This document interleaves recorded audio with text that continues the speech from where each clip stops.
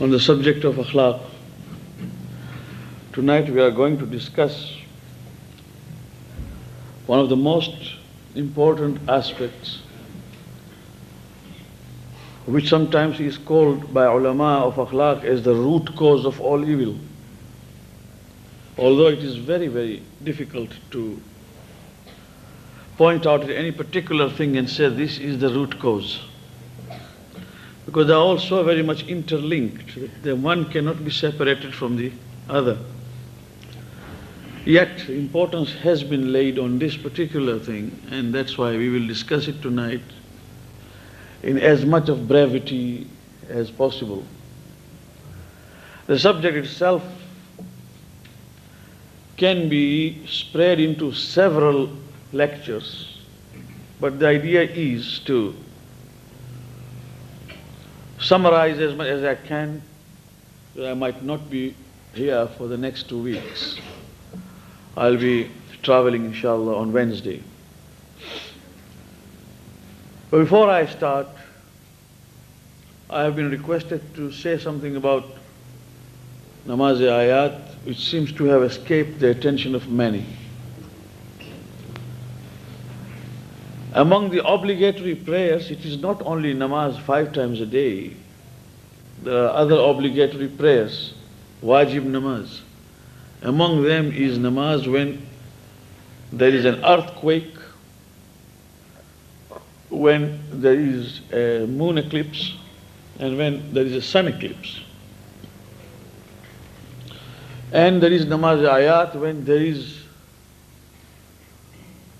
an epidemic, which also is coupled with some fear. I mean, it's not only epidemic, but there must be fear. Like, God forbid, when there is plague which is spread by rats and mice. When there is plague and there is an epidemic, then people die like flies. And there is a terror within the minds of many as they see other people fall on the street dying. At that particular moment in time, there is some fear in your mind generated by the situation that is prevailing. Namaz-e-ayat becomes wajib upon you alone, in whose mind the fright and the fear has been produced. But as far as other namaz-ayat are concerned, they are the word ayat means signs. Ayat is a sign, nishani. Ayat is signs of God. And many people believe that we have been asked to pray when sun eclipse occurs or moon eclipse occurs because this is a sign of Allah's displeasure, Allah's anger. But this is not true. It has got nothing to do with Allah's displeasure or anger. If it had been, it would not have been predicted. You can forecast and predict sun eclipse and moon eclipse for even a century if you want, if you know the science. You can tell the whole world when will the shadow be cast. So you can't predict Allah's displeasure. It is a sign. Actually, what the Prophet wanted those Arabs of the early years to understand is to be able to concentrate on that particular sign and ponder over it as to what happens that suddenly that which was so bright and brilliant became totally dark. What was the meaning of eclipse? And if you are interested in reading that chapter, you will find people invented so many stories about eclipse. Even today, some ladies believe that there is a serpent, there is a snake which has got an open mouth, and it devours the moon gradually. It actually eats up the moon gradually. And that is why there is a gradual eclipse, progression of eclipse, because it is devouring it. So there are people who believe so many stories and things. But actually the Prophet said this is ayat, ayatum min ayatillah, sign among the signs of God in the universe.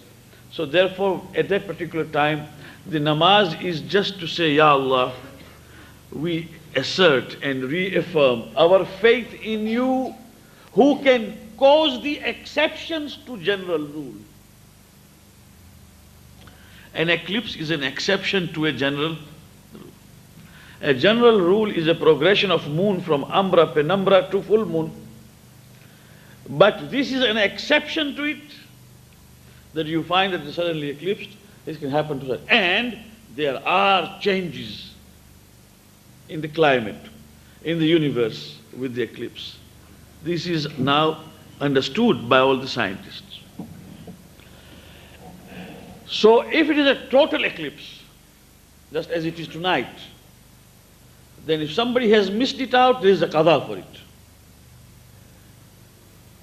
There is a qada. But this eclipse should have occurred in the place and country you live. Not the eclipse that was seen in India or in other part and there was no eclipse here, then you just heard the news, there is no namaz ayat. Namaz ayat is applicable when it happens in the country or place you live. Similarly, earthquake also in the place where you live. But in earthquake, after the quake, suddenly you stand up and pray namaz ayat. This is it. But as far as eclipse is concerned, the time is as long as the eclipse endures. After it has been released, then of course there is qada if there is a total eclipse. If it has been a partial eclipse, there is no qada. There is no qada, but you have missed one wajib namaz, that's all.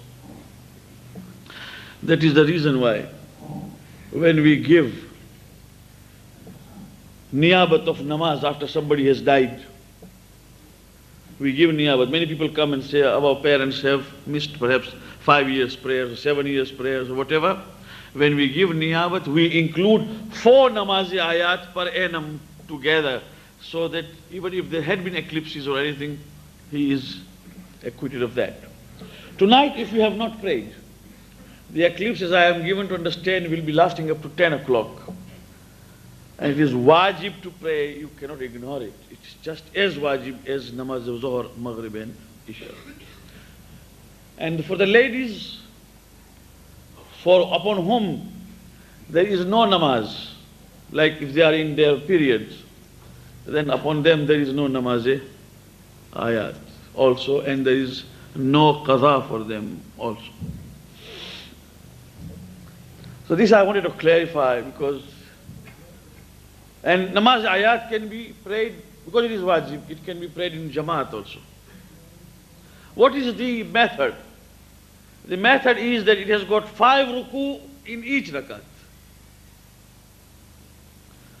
So you say Allahu Akbar with a niyat of namaz ayat and start with Bismillah ar-Rahman ar-Rahim, Surah Al-Hamd. And then you read Bismillah ar-Rahman ar-Rahim, Qul huwallahu ahad, Allahu samad lam yalid wa lam yulad wa lam yakul lahu kufuwan ahad, and you go to ruku. You rise up again and you can only read Bismillah ar-Rahman ar-Rahim, Qul huwallahu ahad, surah, and go to ruku.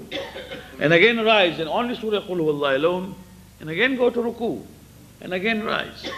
There's no need to repeat Surah Al-Hamd in every ruku. But if you did, it will be a complete namaz ayat. If you did not, it is still sahih and correct namaz ayat. You can do it only with Surah Qul huwallahu ahad alone every time. Not only that, you can also divide Surah Qul huwallahu into 5 ayats.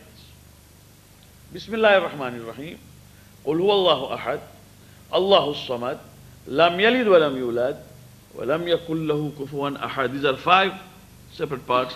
You can divide even this into separate 5 parts and repeat only this each ayah every time before ruku. Even that is enough. The idea is what is wajib is 5 ruku in every rakat. 10 ruku total. It doesn't take long. Qunut is sunnat in this, and qunut is before every second ruku. So what will happen? In first rakat, there will be first qunut before second, and then before fourth. In second rakat, it will be in the first ruku, because it will, then third, and then fifth. Because every second ruku must be preceded by qunut. But qunut is sunnah. But if you remember the ruku, and there are 5 in each, then inshallah namaz the ayat is offered. So this is wajib, and we must teach our children, and we should keep this in mind so that whenever it occurs, we should offer it. Now in akhlaq, the subject that I have proposed is a subject which applies to all of us. And the problem is that when an orator or a speaker speaks on this subject, most of the listeners believe that he is telling me. Now some of our people have got such a head size that every pagdi fits. We can't, we just cannot help. Because if every cap fits, you cannot just help. But then, all of us are in the same boat. After all, we are all human beings. So nothing personal is there, but it actually portrays the situation as it stands today. The first and foremost root of every problem in human conduct is that every human being loves himself. Every human being loves himself. And this is further divided, or it branches out into two things. Gradually it develops into ego. That is not only loving itself, oneself, but self-congratulation, congratulates oneself.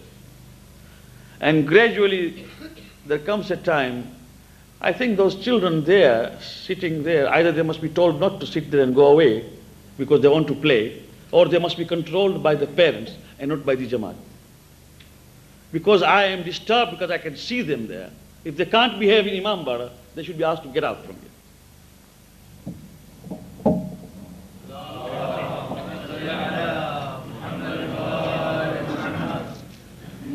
If they have only come here for food, then they may better go for food at home. So, we come to a situation where a man not only loves oneself, but also congratulates oneself. And then there comes a place where what Sharia says is ujub, that means egocentric. One is all the time inwardly drawn, thinks of nobody else but oneself. Some psychologists have told us repeatedly that sometimes children in the house, when they are born and they are in the first year, they weep and they cry not because they are hungry, not because they have not been breastfed. They have just been fed. Yet you will hear them yell and cry. That yelling and crying is to tell you that I have been ignored, I exist. Look at me. And suddenly, as it is natural, the mother would rush, take the baby into her arm, and you find the child is calm. It has got that satisfaction now in it that I have been noticed. Now this grows as I grow together.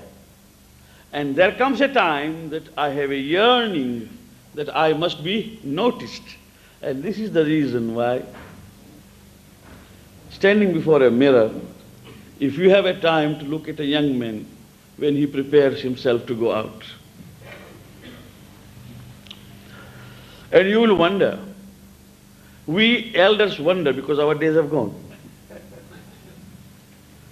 And we forget, we tend to forget that once upon a time we were the same as they are now. So we sometimes wonder, why can they waste their time?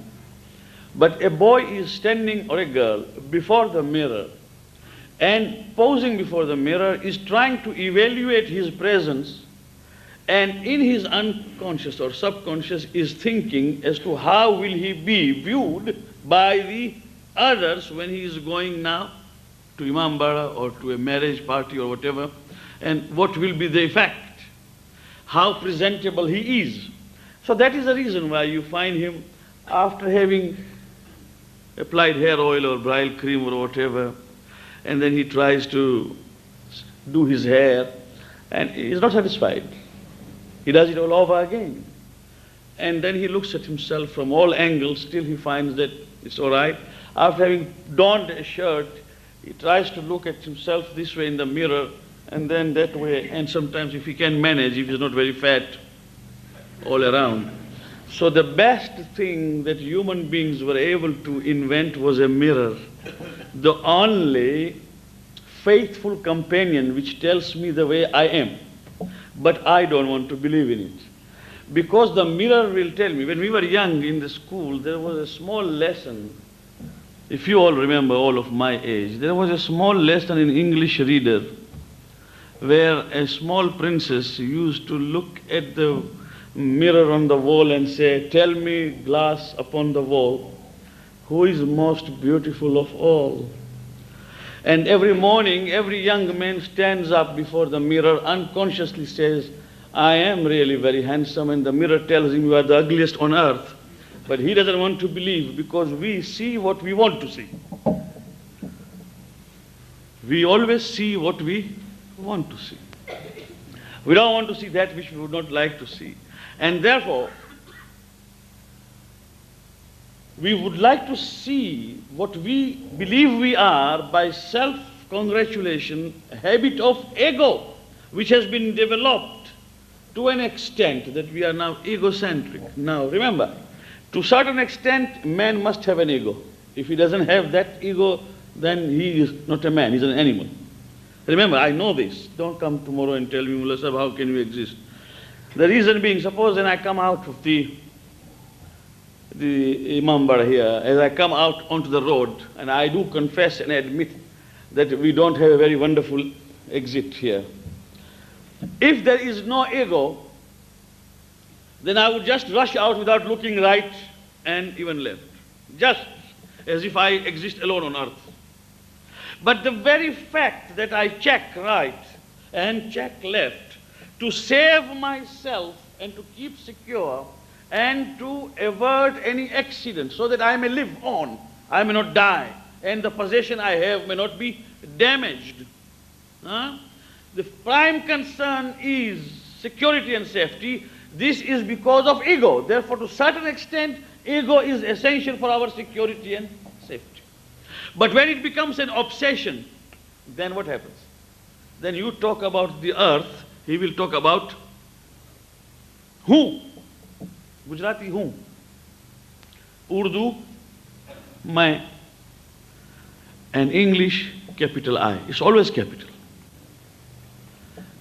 That I is always capital, regardless of whether it is preceded by a full stop or not. Why? Because a man is obsessed with ego. Always talks about oneself. Always. And he is always thinking of what other people think. And from there starts so many evils in akhlaqiyat, which have been enumerated one after the other. The root cause is what in Arabic is called ujb, loving oneself. Now when one congratulates oneself too much and believes that he is an extraordinary existence, and he compares himself with everyone and finds himself better, intellectually, physically, in all other aspects, he finds himself to be superior to others. He believes in it. And his evaluation of himself is different altogether, above everybody. Gradually that goes as takabbur. The beginning is not takabbur, the beginning is loving oneself too much. Then it goes to pride. Now, when this begins, and this is the problem that we have at the moment, then there are two ways of treating it. One treats, either one becomes so very much withdrawn that doesn't want to talk to anybody, because to him everybody else is a donkey. He is the only one, a human being. So he feels that he can remain in the ivory tower. Or he tries to belittle others, ridicule, jeer, scoff, because he wants to dominate and prove that his obsession with self-love is a truth which can be projected outside. In both the cases, the world does not care. It has been said that one who thinks that he can live without the world is a fool. But one who believes that the whole world cannot live without him, he is a greater fool. In both the cases, a man is trying to deceive himself. And therefore, from there starts what Fadil Nuraqi has written. Two first small evils, very small. One, the desire for being praised. Madah. When we were training ourselves for oratory, I don't say that I'm a very good orator, but when we used to go to learn oratory and trying to discard what they called stage fright, because I remember very well when I stood for making a speech, the first time I used to hold the table from both the ends so that I don't fall down, and the feet were trembling, you see. And it was the elders of the community who at the end of the speech came to congratulate and say, wonderful, really, that was very brave of you. That gradually gave us self-confidence. But the tutor was a psychologist. He told us repeatedly that these are mannerisms, right? How to stand and why not to tremble. These are mannerisms. This you will learn, and everyone has got his own way of expression. Don't worry about that. But what we want to tell you is never, never think of being praised. Never try to impress from the beginning. That means when you are leaving your home to go to speak, never think, how will I impress? And what will be the response and reaction? If you are engaged in or worried about the impression that you will create, you will never speak. You speak and tell them whatever they want, and be brief in your submission, be to the point in your submission, and go. If it has been delivered properly, it will impress. If it has not been delivered properly, it will not impress. Repeat sometimes again. But do not get yourself preoccupied. Now let's take an example. Madh. The Prophet ﷺ said, and this is in his those small and brief advices, which are known as kalam qisar, means brief hadith. He says, "Uhfu turab ala wujuhil maddahin."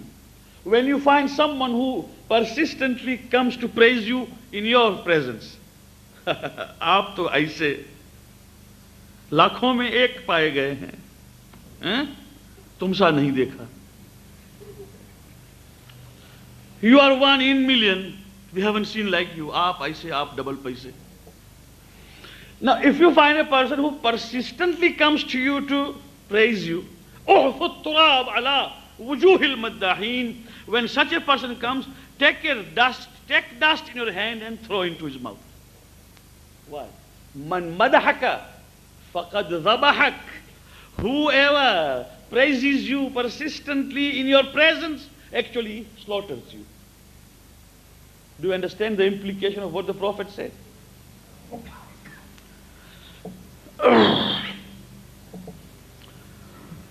It is said that there was a Qadi whom the government, in the days of Abu Abbas, the governor wanted to have the judiciary under his control. No judiciary is under the control. Judiciary is supposed to be independent. This Qadi was an independent man. But the governor wanted somehow to influence him so that certain judgments could be according to the government's liking. But the man would never come. He sent some money to him. The Qadi or the judge returned. He said, I don't accept any gifts because I've got a very solemn duty to perform. So one day he said, now this man does not take any cash gifts. Let us invite him to a breakfast. And he was invited to a breakfast, and there was a sumptuous breakfast. It was not oriental, continental breakfast. It was oriental breakfast. And of course, when he sat there, people were there ready to start. Assalamu alaikum Maulana. MashaAllah.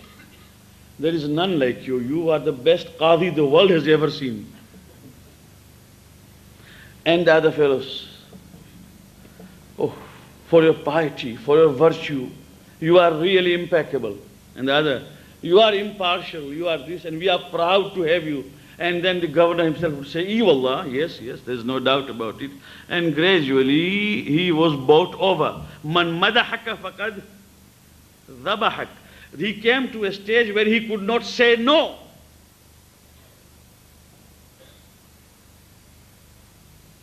When he could not say no, because he has been burdened with so much of praise now that he cannot say no. Because he fears that if he says no, the praise will turn into something else. He wants to maintain that praise.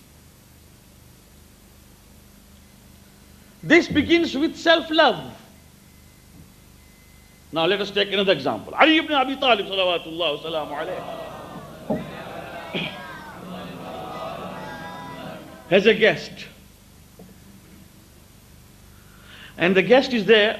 For 3 days, Imam did not ask him what is the purpose of visit. Because Islamic ethics and Islamic manner require not to ask your guest for at least 3 days as to what have you come for. On the 4th day, you will not tell him what have you come for. I mean, this is not a way to talk to a guest, but to inquire if there is any service that he requires of you. The 4th day, can I be of any help to you? Perhaps you have come here. There is something you would like us to do for you. But not for the first 3 days. So Imam al-Islam kept quiet. On the 4th day, Imam al-Islam said, "Brother, is there anything I can do for you?" He said, "Yes, Ya Mawla. I have a problem, a dispute, trade dispute, money dispute with someone in Kufa, and I would like you to be the judge." Imam al-Islam said, "Not this time. Not while you are my guest." Because the Prophet sallallahu alaihi wasallam said, if you are a host, at the same time the arbitrator, you will never be able to judge impartially. Either both the parties must be your guests together, or neither of them must be your guest. So this time you will have to go back. Next time when you come, I will have to be as impartial as I can. This time I am your host. Do you understand this implication? There is nothing like to say that because you have praised me, because Ali ibn Abi Talib wants to teach us a lesson which says that self-ego, love of self will have to first be eradicated for the sake of Allah subhanahu wa ta'ala. Now, we spoil our people. You read dua like Lahne Dawoodi, means like the, what do you call, Hazrat Dawood had a very sweet voice. But have you heard Hazrat Dawood? And you are giving compliments, and then that man gradually believes that there is, and this is not the way of encouraging our children. The way of encouraging our children is to say, MashaAllah, but you can do better. You can do better. You can do better. This is the way of, this is what Allama Majlis alayhi Rahmah says, that when my son used to come back, I used to tell him, but you can do better. And he would think, and say, my father is not giving me 100% yet. Comes again, I say, MashaAllah, I did well, but you can do better. When it happened 4 times, 5th time he went to complain to his mother and said, my father is very cruel. He never says you have done well. He always says you can do better. So the wife complained, said, now tomorrow when he comes, give him full mark. Majlisi alayhi Rahmah said, if I give him full mark, that will be the full stop. I'm telling him he can do better, and I find every time I tell him he can do better, he does better. He's trying to progress. Man madahak faqad dabah. That is madah. It starts. And the problem is, have tame mara vakhan karo. You please praise me. There comes a shameless request. You rub my back so that I may rub yours. And it takes you to slavery. How much? In this society, alhamdulillah, Rabbil Alameen, it is not there. But come with me sometimes to India. And come with me sometimes to other parts of the world where there is poverty. Where there is poverty. And there I will show you how poor people are forced to indulge in singing songs of praise for the rich people. If they don't, their monthly assistance is stopped. Because that disease of madah has already made roots. From this, there is a desire of shuhrah. This is second, Fadil Nuraqi says. Shuhrat means to have fame spread all over. My name to reach every nook and corner. I should be remembered everywhere. This is called shuhrat. This yearning comes with madah. It started with love of self. From there, praise is showered upon me. Now I want to be known all over.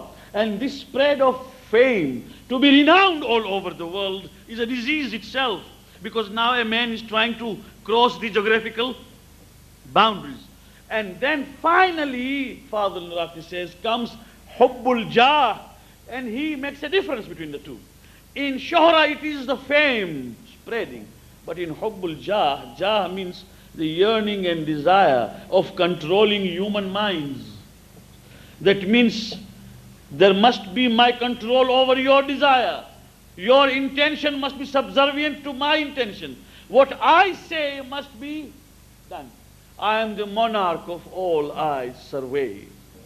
As Robert Louis Stevenson said, I am the monarch of all I survey. My right there is none to dispute.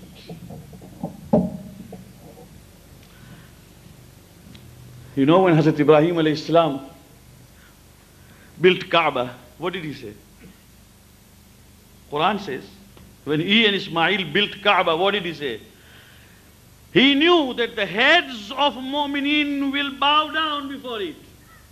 He knew that. He did not ask, Ya Allah, I have prepared this Kaaba so that the heads may bow down before it.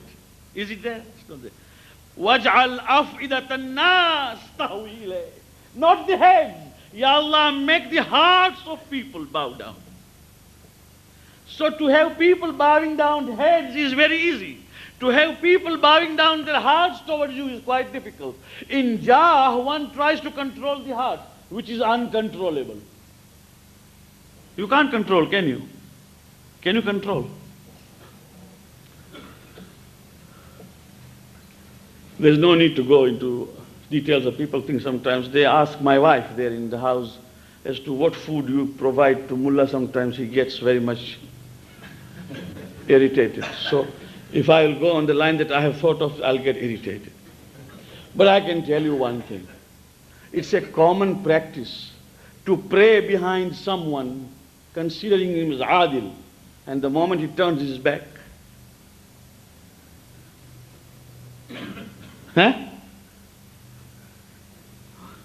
So you can't control the hearts of the people, can you? Can you control the heart? Can you control the conscience? You cannot. Seemingly he may come and kiss your hand also. But what is there in his mind? No one knows. So in Jah, one tries to control even the minds, which is impossible. And that is a disease. Because never do this. Leave it to Allah subhanahu wa ta'ala. Now what is the answer? I will not go into the last one, for it is inshallah when I come back. But the answer is, as ulama akhlaq say, that do whatever you can do in the best possible manner and live in the hands of Allah subhanahu wa ta'ala. Qurbatan ilallah. It is up to him to spread it. For example, namaz-e-shab, tahajjud. It is such a pleasant experience to rise in the morning. Allah may grant us that tawfiq, that we may come out for namaz-e-shab. For those who have problems this is a business community, I always give some medicine for business. For those who have problems in rizq, in business, try namaz-e-shab and see how things work, sort out. And this is not from me. Mulla Ali alayhi salam said this, that whoever complains to you that his rizq is now reduced, or he is getting problem in his earnings, tell him to begin namaz-e-shab. And if he complains even after that, he is a liar.